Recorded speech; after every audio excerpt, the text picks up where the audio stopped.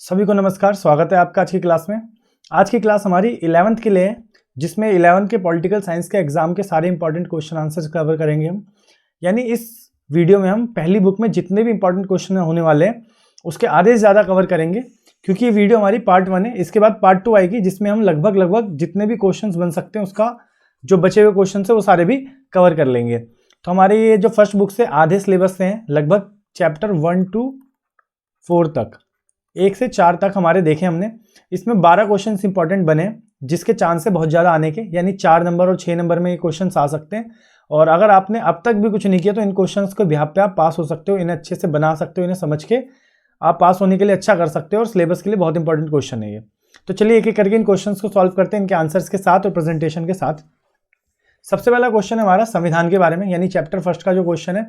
और एक और चीज़, इसके ऊपर तो हमारी पूरी वीडियो आई हुई है सिलेबस की, यानी इस पूरे चैप्टर की जो पहला चैप्टर है, तो इस पूरी वीडियो को भी आप देख सकते हैं, इसका डिस्क्रिप्शन में मैं लिंक दे रहा हूँ। और इससे रिलेटेड जो पहला क्वेश्चन है, संविधान की आवश्यकताएं और इसकी विशेषताएं। तो सबसे पहले आपको संविधान की परिभाषा बतानी होगी कि संविधान है क्या। तो आप इसे बताओगे, एक लिखित दस्तावेज हमारा संविधान, ठीक है, जिसमें हमारे सारे क्या लिखे हैं, नियम कानून। अब अच्छे से प्रेजेंटेशन के साथ आंसर लिखोगे, हम शॉर्टली समझ रहे हैं इसको। एक लिखित दस्तावेज है जिसमें सारे नियम कानून लिखे हुए हैं, और इससे हम प्रशासन को चलाते हैं अपने, यानी प्रशासन की ये रीढ़ की हड्डी है। रीढ़ की हड्डी इसलिए क्योंकि जैसे आपकी रीढ़ की हड्डी के बिना आप नहीं चल सकते, वैसे ही बिना संविधान के प्रशासन भी चलाना असंभव है। तो सबसे पहले आपने इस आंसर में संविधान बता दिया। इसके बाद आवश्यकताएं, यानी संविधान की आवश्यकताएं बताओगे, क्या क्या आवश्यकताएं हैं आपको संविधान की। तो पहली आवश्यकता है प्रशासन को चलाने के लिए, यानी प्रशासन के संचालन के लिए। आपको अधिकार भी आपके संविधान से मिलते हैं, अधिकार के लिए। समाज में शांति व्यवस्था बनाए रखने के लिए। इसके अलावा समाज में बंधुत्वता या भाईचारा, ये भी संविधान के आधार पर बनता है। और समाज में संतुलन यानी कि बैलेंस बने, किसी में भेदभाव की स्थिति ना हो, यानी भेदभाव ना हो और इसके आधार पर संतुलन हो। तो इस सभी चीज़ों के लिए हमारे संविधान की आवश्यकता है। प्रशासन के लिए, सरकार के लिए, सरकार के शक्ति के विभाजन के लिए, क्योंकि आपको पता है शक्तियों का विभाजन भी संविधान में ही लिखा है, किस तरीके से शक्ति विभाजित होगी। अगर ये सूचीबद्ध तरीके से ना हो तो फिर सरकार के अंगों में भी लड़ाई होगी कि कौन किस शक्ति का प्रयोग करेगा। इसके बाद तीसरा पॉइंट इस क्वेश्चन में हमने देखा, संविधान की विशेषताएं। संविधान की विशेषताएं कई सारी हैं और इससे रिलेटेड क्वेश्चन भी आता रहता है बार बार। हालांकि ये हमने वीडियो में पूरा कवर कर रखा है, इसे बहुत अच्छे से देखना तो वीडियो देख लेना। हाँ, हम इसमें देख लेते हैं, वीडियो छोटे छोटे पॉइंट्स देख लेते हैं, मतलब विशेषताओं की। जैसे कि ये विश्व का सबसे बड़ा संविधान है, विश्व का सबसे बड़ा संविधान। दूसरी चीज, हमारे देश का संविधान लिखित संविधान है, क्योंकि कई देशों का संविधान मौखिक होता है। इसके अलावा हमारे संविधान में मौलिक अधिकारों का भी वर्णन है, और भारतीय प्रशासन का संघवाद भी दिया हुआ है, किस प्रकार से भारत संघवाद है, यानी मौलिक अधिकार है। संघवाद के बारे में है, शक्ति विभाजन के बारे में है, शक्ति विभाजन के बारे में है, हमारी सर्वोच्च न्यायपालिका के बारे में है, सर्वोच्च न्यायपालिका। तो ये कुछ विशेषताएं हैं संविधान की। तो ये पहला क्वेश्चन जो आ सकता है आपका, संविधान क्या है, इसकी आवश्यकता, या फिर संविधान क्या है, इसकी विशेषता। तो आप इसे इजीली कर लोगे। पहले संविधान की परिभाषा बता दोगे आप यहाँ पे, लिखित दस्तावेज, नियम कानून और प्रशासन की रीढ़ की हड्डी। फिर इसकी आवश्यकताएं बताओगे, ये सारे पॉइंट्स हैं जिन्हें आप एक्सप्लेन करोगे। और इसके बाद इसकी विशेषताओं के ये सारे पॉइंट्स हमारे, कि विश्व का सबसे बड़ा संविधान लिखित संविधान है, मौलिक अधिकार है, इसमें संघवाद है, सर्वोच्च न्यायपालिका है, शक्ति का विभाजन है। और एक और पॉइंट है जो इंपॉर्टेंट है, कठोर और लचीला, यानी हमारा संविधान जो है कठोर भी है और लचीला भी है। हम कठोर इसलिए कह रहे हैं क्योंकि संविधान में जो संशोधन करने की प्रक्रिया है वो थोड़ी जटिल है। लचीला इसलिए कह रहे हैं क्योंकि संविधान के अनुच्छेद 368 में ही लिखा है कि संविधान में संशोधन किया जा सकता है। चलिए इसका दूसरा क्वेश्चन देखते हैं। उद्देश्य प्रस्तावना भी हमारे चैप्टर फर्स्ट का ही क्वेश्चन है और बहुत इंपॉर्टेंट क्वेश्चन है। उद्देश्य प्रस्तावना संविधान निर्माण के दौरान 13 दिसंबर 1946 में पेश की गई थी। ये जवाहरलाल नेहरू, यानी जवाहरलाल नेहरू ने संविधान सभा में पेश की थी, संविधान सभा में। अब उद्देश्य प्रस्तावना में क्या था कि नेहरू जी के अनुसार कुछ मूल उद्देश्य थे नेहरू जी के, जो संविधान में सम्मिलित होने जरूरी थे। तो इसके लिए इन्होंने पहले संविधान सभा के समक्ष इसे पेश किया 13 दिसंबर 1946 को, ताकि संविधान सभा इस पर चर्चा कर सके। और संविधान सभा ने चर्चा करके इसे 22 जनवरी 1947 में पास कर दिया। तो ऐसे करके उद्देश्य प्रस्तावना पास हो गई और इसकी कुछ मूल बातें जो संविधान में ऐड हुई, आगे चल के संविधान की प्रस्तावना भी बनी। तो इसके उद्देश्य क्या थे? सब जो प्रस्तावना जवाहरलाल नेहरू ने पेश की, इसके क्या उद्देश्य थे? पहला उद्देश्य इसका ये था कि अल्पसंख्यकों, दलितों को आरक्षण मिले ताकि वो भी अपना विकास कर सके। तो आरक्षण की बात करी, इनके रक्षा की बात करी, राष्ट्रध्वज और राष्ट्रगान के सम्मान की बात करी, यानी भारत के राष्ट्रध्वज की और राष्ट्रगान के सभी सम्मान करेंगे क्योंकि वो देश की प्रतिभा है, मतलब देश का प्रमाण है। राष्ट्रगान का सम्मान। इसके अलावा बोला सभी संविधान के नियमों का पालन करेंगे, संविधान के नियमों का पालन करेंगे। और लास्ट में देश की जो रक्षा है वो 3 सेनाओं द्वारा होगी। रक्षा 3 सेनाओं द्वारा, हमारे जल, स्थल और वायु। तो ये उद्देश्य प्रस्तावना के मूल उद्देश्य थे या मूल बातें थी। तो ये जो क्वेश्चन आएगा आप आराम से इसे टैकल कर लोगे। जवाहरलाल नेहरू ने पेश किया था, ऐसे पास हुआ आगे चल के, और ये इसकी विशेषताएं थी। तो 4 नंबर में आएगा, ये भी इजीली कर लोगे आप। अगला क्वेश्चन देखो, संविधान की आलोचनाएं। कि विशेषताएं तो बहुत सारी होती हैं और संविधान की आवश्यकताएं भी बहुत जरूरी है हमारे देश के लिए, लेकिन कुछ ना कुछ हर चीज़ की कमियां होती हैं। तो ऐसे हमारे देश का जो संविधान बना बहुत मजबूती से बना, बहुत समय लेके बना, लेकिन इसकी बहुत सारी कमियां भी हैं। तो देखते हैं इसकी कमियां क्या थी। पहली कमी कि इसमें बहुत ज़्यादा समय लग गया, समय बहुत अधिक लगा, लगभग 2 वर्ष 11 महीने 18 दिन, जिसे आप लगभग 3 वर्ष कह सकते हो राउंड फिगर में। और 3 वर्ष बहुत ज़्यादा होता है एक संविधान बनाने के लिए देश का। जैसे आप बोलोगे यूएसए का संविधान जो था हमारा लगभग 4 महीनों में बन गया था सिर्फ। तो ये एक बुराई थी, एक कमी थी हमारी। दूसरा पॉइंट, इसमें खर्चा बहुत ज़्यादा हुआ, यानी आप इसे बताओगे कि भारतीय संविधान को बनाते वक्त बहुत ज़्यादा धन खर्च हो गया, क्योंकि उस वक्त देश की आर्थिक स्थिति ज़्यादा अच्छी तो थी नहीं, लेकिन देश का धन खाली संविधान बनाने में खर्च हो गया लगभग 64 लाख रुपये, और 64 लाख बहुत ज़्यादा था उस समय के हिसाब से।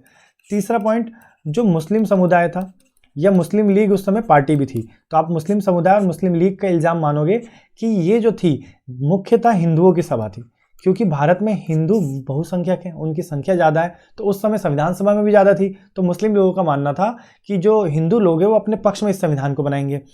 चौथी बात, जो अन्य पार्टियाँ थी, अन्य पार्टी यानी अन्य दल थे जैसे कि मुस्लिम लीग, उनका मानना था कि कांग्रेस बहुसंख्यक है, यानी कि इसमें ज़्यादातर किस पार्टी के सदस्य हैं? कांग्रेस के सदस्य हैं। पांचवा पॉइंट, इसे वकीलों का स्वर्ग कहा गया। वकीलों का स्वर्ग, वकीलों का स्वर्ग कहने का मतलब है कि जब इसका निर्माण हुआ तो उस समय जितने भी प्रमुख नेता थे, जैसे अंबेडकर साहब, जैसे वल्लभ भाई पटेल हो गए, जवाहरलाल नेहरू हो गए, ये सारे के सारे वकील थे। इसके अलावा नेक्स्ट पॉइंट ये देखोगे आप कि आज जब इसका यूज़ होता है तो वर्तमान में भी जो इसका प्रयोग है विकास के लिए, संविधान में जज के सामने यानी न्यायालय में इसका प्रयोग भी वकील ही कर पाते हैं। और छठा पॉइंट जो मुझे भी पर्सनली लगता है, गांधीवाद से दूर।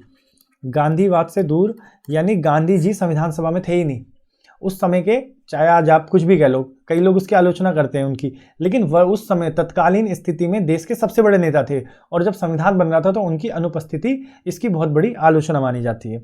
तो ये तीसरा क्वेश्चन भी खत्म आपका, यानी पहली बुक से, पहले चैप्टर से 3 क्वेश्चन बनते हैं आपके, और 3 क्वेश्चन कर लिए हमने। अब हम देखते हैं दूसरे चैप्टर का क्वेश्चन, यानी 4th क्वेश्चन देखते हैं। और ये क्वेश्चन बार बार पेपर में आता है, सबसे आसान भी है और कई बार आया पेपर में। मौलिक अधिकार और नीति निर्देशक सिद्धांत में अंतर, तो इसे हम बांट लेते हैं, इजीली खत्म हो जाएगा। मौलिक अधिकार के बारे में देखोगे तो ये हमारे संविधान के भाग 3 में दिया है, और ये हमारा भाग 4 में दिया है नीति निर्देशक सिद्धांत। बेसिकली होता क्या है नीति निर्देशक सिद्धांत? राज्य के लिए बनाए गए हैं ताकि राज्य किस प्रकार से विकास करे, इसके सिद्धांत है, और विकास करे या नीति बनाए, क्योंकि राज्य अपनी मर्जी से नीति नहीं बना सकता, नीति बनाएगा कुछ सिद्धांत के आधार पे, उन्हें कहते हैं राज्य के नीति निर्देशक सिद्धांत। तो ये सिद्धांत भाग 4 में, मौलिक अधिकार भाग 3 में है। ये आपके अनुच्छेद 12 से 35 तक है पूर्णतः, और ये हमारे 36 से 51 तक है। इसके बाद इससे हमारे नागरिकों का विकास होता है, यानी सभी लोगों को दिए गए हैं, जबकि इससे संपूर्ण राज्य का विकास होता है। तो इस हिसाब से इसके विकास को व्यक्तिगत विकास कहेंगे, क्योंकि आपका अधिकार आप खुद प्रयोग करके विकास कर सकते हो, तो ये आपका विकास हो गया व्यक्तिगत विकास। जबकि इसका विकास जो होगा सामूहिक विकास माना जाएगा, क्योंकि राज्य कभी भी विकास करेगा तो किसी व्यक्ति विशेष के लिए नहीं करेगा, जब वो कोई नीति बनाएगा तो पूरे समाज पर लागू होगी ये नीति। इसके बाद इसे हम कहते हैं नकारात्मक, इसकी एक विशेषता है, जबकि हम इसके विपरीत सकारात्मक बताते हैं। और ये न्याय योग्य है, यानी जब आपके मौलिक अधिकार का हनन होता है तो आप सीधे न्यायालय में जा सकते हैं। जैसे आप आगे अभी क्वेश्चन भी देखोगे अनुच्छेद 32 के तहत, तो सीधा सुप्रीम कोर्ट में जा सकते हो, जबकि ये न्याय योग्य नहीं है। यानी कि राज्य की मर्जी है इन सिद्धांतों पे वो चले या राज्य अपने अनुकूल स्थिति के अनुसार चले, जरूरी नहीं है कि इन सिद्धांतों पे चलना ही चलना है, न्याय योग्य नहीं है। तो ये इसकी विशेषता है। अब इसे थोड़ा थोड़ा बड़ा करके लिख दो, इजीली खत्म ये क्वेश्चन। और 6 नंबर का भी आता है तो 6 में से 6 आएंगे आपके। अगला क्वेश्चन क्या है आपका, अनुच्छेद 32 यानी इसके रिट, तो यही सबसे इंपॉर्टेंट था। आप पहले देख लो, आपके 6 मौलिक अधिकार हैं, 6 मौलिक अधिकार, इनमें से जो छठा मौलिक अधिकार है, तो ये आपका छठा मौलिक अधिकार है अनुच्छेद 32, जिसे आप कहते हो संवैधानिक उपचारों का अधिकार, संवैधानिक उपचारों का अधिकार, उपचारों का अधिकार। और एक इसकी विशेषता यह है कि डॉक्टर भीमराव अंबेडकर ने, जो संविधान के पिता भी थे, उनके अनुसार अनुच्छेद 32 की विशेषता बताते हुए कहा कि ये संविधान का हृदय और आत्मा है, संविधान की हृदय व आत्मा। यानी कि संविधान में जो सबसे मूल बात है ना, अंबेडकर साहब के अनुसार अनुच्छेद 32 है। इसमें क्या है, इसमें क्या है कि आप सीधे सुप्रीम कोर्ट जा सकते हो, सर्वोच्च न्यायालय जा सकते हो आपके हनन होने के बाद। किस चीज़ के हनन होने के बाद, मौलिक अधिकारों के। यानी आपके किसी भी मौलिक अधिकार का हनन होता है तो आप सीधा सुप्रीम कोर्ट जा सकते हो। यानी कि अंबेडकर ने कहा कि ये इतनी इंपॉर्टेंट बात है कि इसके बिना तो बात ही नहीं बनेगी, कोई भी मौलिक अधिकार लागू ही नहीं होंगे, इसलिए इसे हृदय और आत्मा कहा जाना सही है कई हद तक। लेकिन इसमें चीज़ें क्या है, तो इसमें 5 रिट है हमारी, 5 रिट, 5 इंपॉर्टेंट रिट है। जैसे पहला परमादेश, दूसरा बंदी प्रत्यक्षीकरण, तीसरा उत्प्रेक्षण रिट, ये आगे पीछे हो सकते हैं लेकिन 5 के 5 लिखने हैं आपको। फिर चौथा अधिकार प्रेक्षा, अधिकार प्रेक्षा, और अगला है प्रतिषेध आदेश या निषेध लेख, निषेध लेख। तो अब इन 5 को एक एक करके समझ लेते हैं है क्या।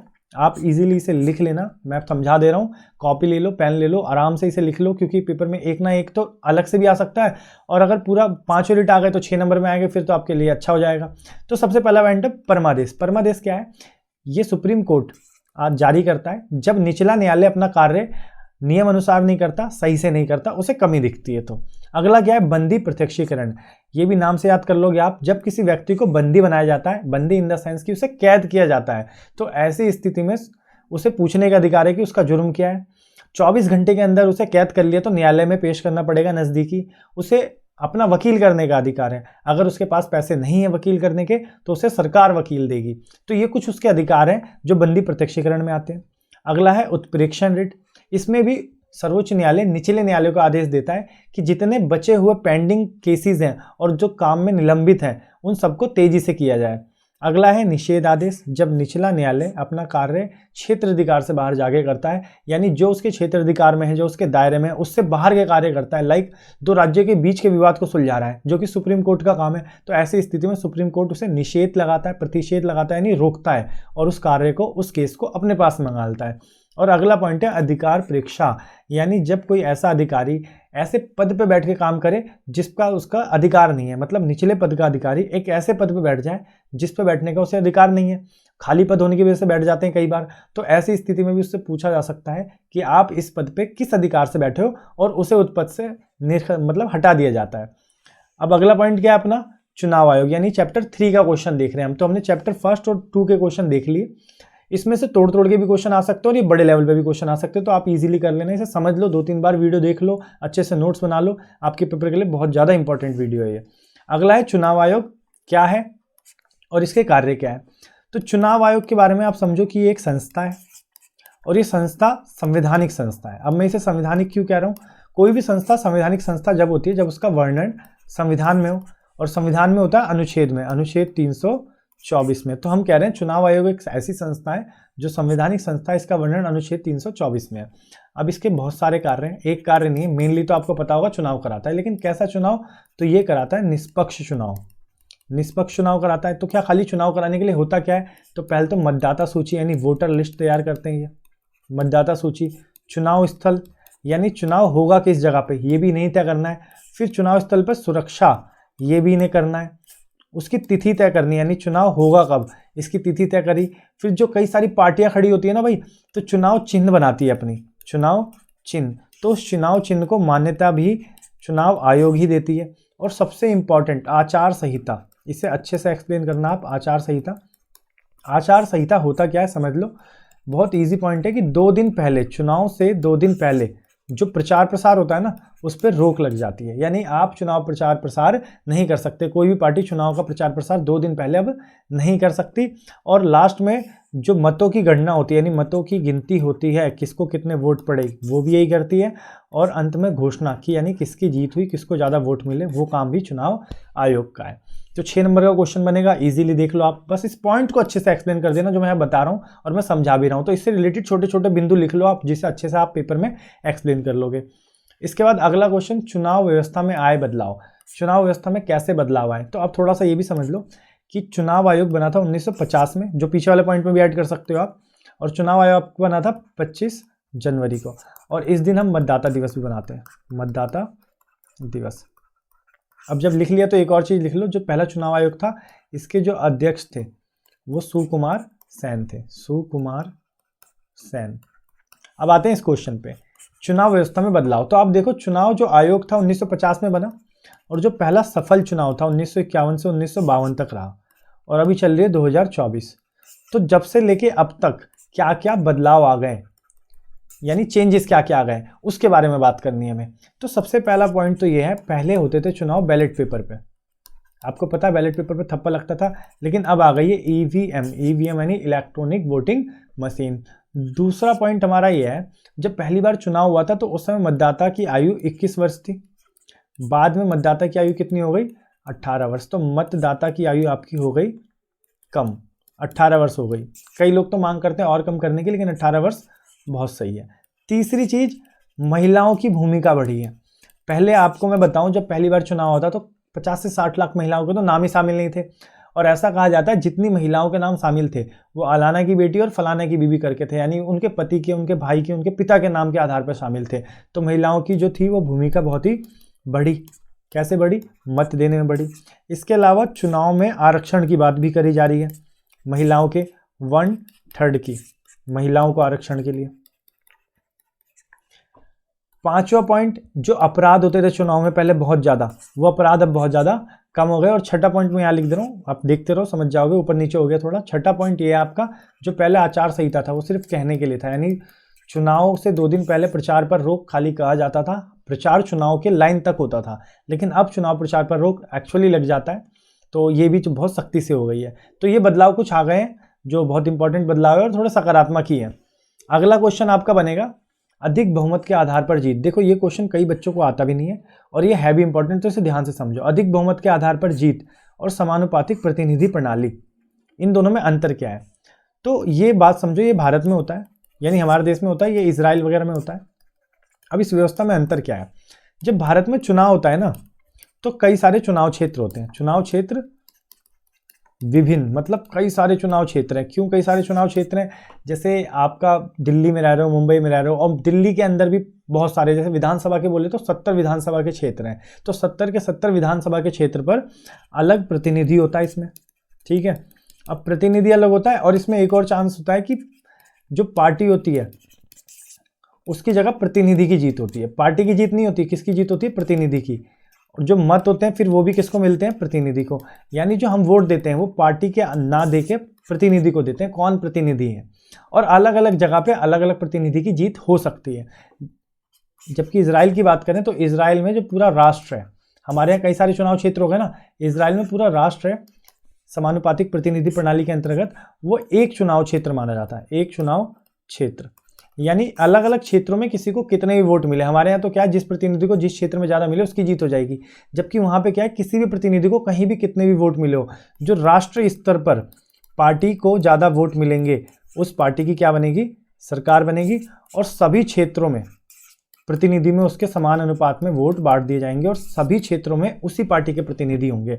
यानी बेसिक सा अंतर यह है, हमारे देश में किसी भी पार्टी का नेता बन सकता है, बस नेता को वोट मिलने चाहिए, नेता जीतना चाहिए। जबकि यहाँ पे क्या है, पूरे देश के स्तर पर पार्टी के वोटों को देखेंगे और जिस पार्टी के सबसे ज़्यादा वोट होंगे हर जगह उसी के नेता चुन लिए जाएंगे और कार्य करेंगे। तो ये छोटा सा फर्क है इसके बीच, अधिक बहुमत के आधार पर जीत, फर्स्ट पार्ट द पोस्ट जो हमारे भारत में है, और समानुपातिक प्रतिनिधि प्रणाली। तो ये इंपॉर्टेंट क्वेश्चन, इसे अच्छे से समझ लो, 2-3 बार देख लो और लिख लो इसको।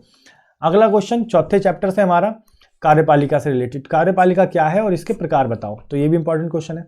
तो पहले तो आप ये छोटा सा यहाँ पे समझो, जो हमारे देश की संस्था है, सरकार जो प्रशासन को चला रही है, उसके 3 अंग है, कार्यपालिका, विधायिका और न्यायपालिका। तो इसमें से जो पहला अंग है कार्यपालिका, इस पे हमारा चैप्टर 4 है। तो चैप्टर 4 के क्वेश्चन देख रहे हैं, अभी लास्ट है, इसके बाद हम सेकंड वीडियो में देखेंगे। क्वेश्चन लास्ट नहीं है, चैप्टर लास्ट है। तो कार्यपालिका क्या है? तो कार्यपालिका एक सरकार का प्रमुख अंग है। पहले यहाँ पे हमने देख लिया, सरकार का प्रमुख अंग है। अब ये प्रमुख अंग काम क्या करता है? तो ये कानून को लागू करता है। तो कानून लागू करने का काम है इसका, ये सरकार का प्रमुख अंग है। 3 अंगों में से एक अंग है, कानून को लागू कर रहा है जो कि। अब इसके प्रकार क्या है? तो अलग अलग देश में कार्यपालिका अलग अलग रूप से बनाई गई है जो कानून को लागू करेगी। तो इसके बेसिकली 3 प्रकार होते हैं। तो देखते हैं हम ये कानून को लागू। एक मिनट,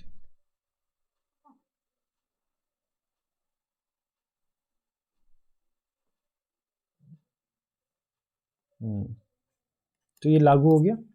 इसके बाद हम देख लेते हैं इसके प्रकार। तो इसके हमारे 3 प्रकार हैं। एक होता है अध्यक्षात्मक व्यवस्था, अध्यक्षात्मक व्यवस्था, एक अर्ध अध्यक्षात्मक व्यवस्था, और एक होती है संसदीय व्यवस्था, संसदीय व्यवस्था।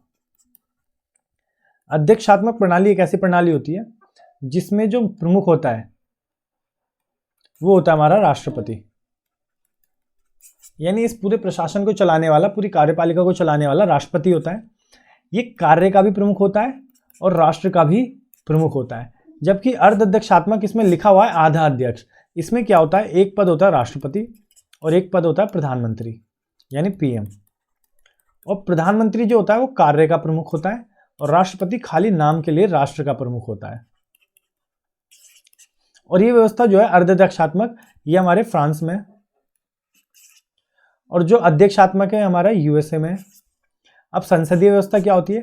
तो संसदीय व्यवस्था ऐसी व्यवस्था है जिसमें कार्य के लिए भी प्रमुख संसद है और राष्ट्र का प्रमुख भी संसद है, राष्ट्र प्रमुख भी संसद है, जो कि कहाँ है?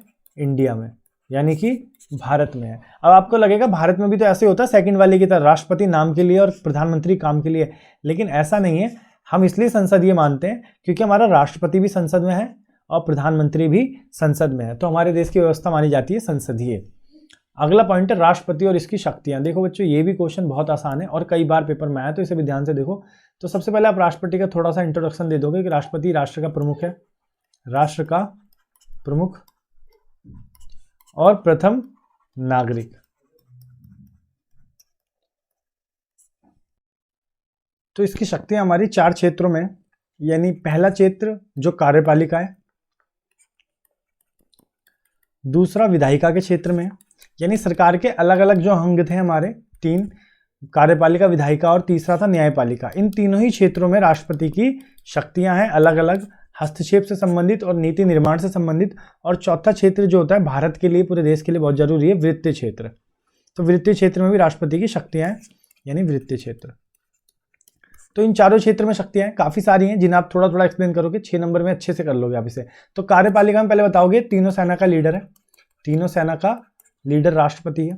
देश में आपातकाल की जो घोषणा करता है, इमरजेंसी लगती है, अनुच्छेद 352 के तहत, 356 के तहत और 360 के तहत, ये आने वाले क्वेश्चंस में आप देखोगे, तो ये भी राष्ट्रपति घोषित करता है।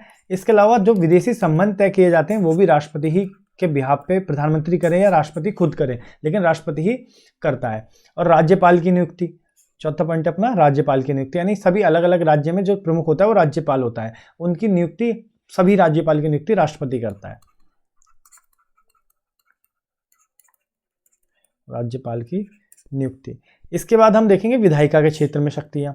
तो विधायिका के क्षेत्र में इसकी क्या शक्तियां हैं? पहली शक्ति विधायिका के क्षेत्र में कि ये संसद की सभा कभी भी बुला सकता है, सभा बुला सकता है। इसके अलावा ये सभा को कभी भी स्थगित कर सकता है, और लास्ट ये सभी मंत्रियों को, पूरे मंत्री परिषद को शपथ दिलाता है या उसकी नियुक्ति करता है। नियुक्ति कौन करता है भाई? राष्ट्रपति करता है। किसकी? मंत्रियों की। अब तीसरा न्यायपालिका के संबंध में, यानी न्याय से संबंधित क्या है, तो पहला पॉइंट तो आपने बहुत बार फिल्मों में भी देखा होगा और जानते भी हो, फांसी की सजा ये माफ कर सकता है। अगला चीफ जस्टिस ऑफ इंडिया यानी CJI, जो मुख्य न्यायाधीश होता है सुप्रीम कोर्ट में, उसकी नियुक्ति राष्ट्रपति करता है और ये कभी भी सुप्रीम कोर्ट से सलाह ले सकता है। तीसरा पॉइंट है सलाह ले सकता है। सलाह किससे? सुप्रीम कोर्ट से, सर्वोच्च न्यायालय से सलाह ले सकता है। वित्तीय शक्तियों में क्या है, तो बजट पर यह हस्ताक्षर करता है हमारा, धन बिल पर यह हस्ताक्षर करता है राष्ट्रपति, और जो हमारा वित्त मंत्री होता है उसकी नियुक्ति भी यही करता है। तो ये हमारा धन से संबंधित है। तो जैसे जैसे मैं बोल रहा हूँ उसके अकॉर्डिंग लिख लेना। देखने में थोड़ा मिक्सचर लग रहा होगा बट मैं बोल रहा हूँ, लिखना उसके अकॉर्डिंग नोट कर लो, ठीक है। तो ये हमारे राष्ट्रपति की शक्तियां हो गई, तो ये भी आपका इजीली हो गया। अगला पॉइंट है महाभियोग, जो कि हमारा राष्ट्रपति से ही संबंधित है। महाभियोग का वर्णन अनुच्छेद 61 में है। अब महाभियोग क्या है, तो एक ऐसी प्रक्रिया है महाभियोग, राष्ट्रपति से संबंधित है कि राष्ट्रपति को समय से पहले, राष्ट्रपति का समय होता है 5 साल का, तो समय से पहले पद से हटाने की प्रक्रिया, यानी राष्ट्रपति को अगर उसके पद से हटाना हो 5 साल से पहले, राष्ट्रपति का जो समय होता है वो 5 वर्ष का होता है, तो 5 साल से पहले अगर राष्ट्रपति को हटाना होगा तो महाभियोग लगाना होगा। अब इस महाभियोग में होगा क्या, तो संसद 2/3 बहुमत के आधार पे, यानी 1-2 सदस्य नहीं, 2/3 आधे से ज़्यादा बहुमत जब होगा संसद में, तो इसके आधार पे संसद राष्ट्रपति को एक पत्र लिखती है जिसमें राष्ट्रपति को 14 दिन का समय दिया जाता है और अपने पद को त्यागने के लिए, या तो अपनी बेगुनाही साबित करो, यानी जो उस पर इल्ज़ाम लगता है, या तो साबित करे वो कि वो गलत है, वरना उसे अपने पद से इस्तीफा देना होता है। तो ये महाभियोग की प्रक्रिया है, ये संसद द्वारा ही लगाया जा सकता है। अनुच्छेद 61 के तहत 2/3 बहुमत पे हम 14 दिन के लिए पत्र भेजते हैं, बेगुनाही साबित कर दिया तो ठीक, वरना पद से इस्तीफा देता है, कानूनी कार्यवाही होती है। तो राष्ट्रपति को समय से पहले हटाने की प्रक्रिया क्या हो गई, महाभियोग हो गई। और आपका ये लास्ट क्वेश्चन इस चैप्टर का, यानी इस पूरी वीडियो का, जिसमें आप चौथे चैप्टर का लास्ट इंपॉर्टेंट क्वेश्चन कर रहे हो, स्थायी और अस्थायी कार्यपालिका। इसे भी बांट लेते हैं। जो स्थायी कार्यपालिका है उसे हम नौकरशाह को कहते हैं, नौकरशाह। इसी बहाने आप नौकरशाह का क्वेश्चन भी कर लोगे, नौकरशाह पेपर में आ गया तो। और अस्थायी जो होती है वो राजनीतिक होती है, राजनीतिक कार्यपालिका, और ये हमारी प्रशासनिक होती है, नौकरशाह से संबंधित प्रशासनिक। अब इसे और इजी से समझो, इसके नाम से पता चल रहा है स्थायी और अस्थायी, यानी इसे आप समय से पहले नहीं हटाते, समय से पहले नहीं हटता ये। दूसरा, ये लंबे समय के लिए होता है नियुक्त, जैसे सरकारी कर्मचारी जब वो नियुक्त होते हैं तो अपनी एज से पहले रिटायर भी नहीं होते और लंबे समय के लिए नियुक्त होते हैं। जबकि राजनीतिक क्या है, समय से पहले हट सकता है, समय से पहले हट सकता है। और दूसरा, ये कम समय के लिए चुने जाते हैं, कम समय के लिए चुने जाते हैं।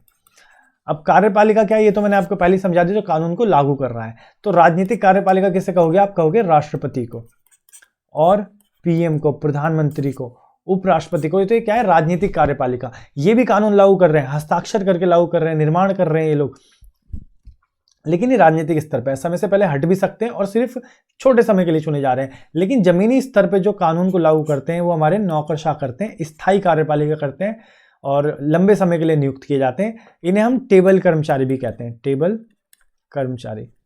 तो ये हमारी क्या है, स्थायी कार्यपालिका क्या है। अब पेपर में अलग से नौकरशाह आ गया तो इसे क्या लिखोगे, तो नौकरशाह के बारे में यहाँ पे हम हेडिंग डाल दे रहे हैं, नौकरशाह। ये क्वेश्चन एक तरह से छूट गया मान लो, लेकिन हम कवर कर ले रहे हैं। तो ये क्या है, सरकारी कर्मचारी हैं जो एक लंबे समय के लिए चुने जाते हैं, यानी हम स्थायी कार्यपालिका भी कहते हैं, स्थायी कार्यपालिका भी कह रहे हैं इन्हें। इसके बाद जो इनकी नियुक्ति होती है वो इनकी योग्यता के अनुसार होती है, यानी इनका योग्यता अनुसार परीक्षा होती है इनके लिए और फिर उसके बिहाफ पे उनका चयन होता है, ऐसे ही नहीं चुने जाते ये। तो इन्हें कहते हैं हम नौकरशाह। जो सरकारी कर्मचारी होते हैं, नियुक्ति होती है इनकी, और इन्हीं को हम टेबल कर्मचारी भी कहते हैं क्योंकि अधिकतर कार्य इनका टेबल मेज पर ही होता है। तो ये फाइनली आपकी वीडियो खत्म होती है। इसमें 12 क्वेश्चन हो गए, लगभग आधा सिलेबस आपकी पहली बुक का खत्म हो गया है। अगली वीडियो हम जल्दी ला रहे हैं जिसमें हम अपने जो पहली बुक के जितने भी इंपॉर्टेंट क्वेश्चन बचे हैं वो कवर कर लेंगे। तब तक के लिए इन क्वेश्चंस को अच्छे से पढ़ो, वीडियो देखो, इनके नोट्स बनाओ और पक्का इनमें से आधे क्वेश्चन तो पेपर में आएंगे, तो अच्छे से रिवाइज कर लो। बाकी मिलते हैं अगली वीडियो में, तब तक के लिए सबको नमस्कार।